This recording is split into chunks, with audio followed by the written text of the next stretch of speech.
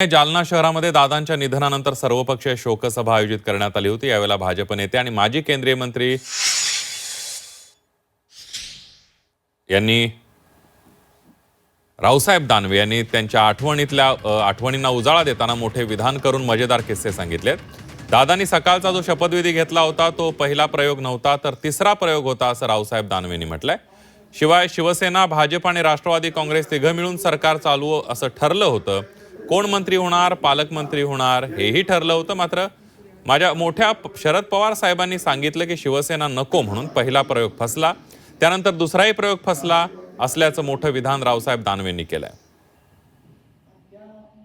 दादांनी सरकारचा शपथविधी घेतला तो पहिला प्रयोग नाही, हा तिसरा प्रयोग होता। पहिला प्रयोग आमचा फसला होता आणि तो प्रयोग असा होता की आपण तिघं सरकार चालवू, शिवसेना, भाजप आणि राष्ट्रवादी काँग्रेसच्या बाजूने खूप तिघं सरकार चालवू।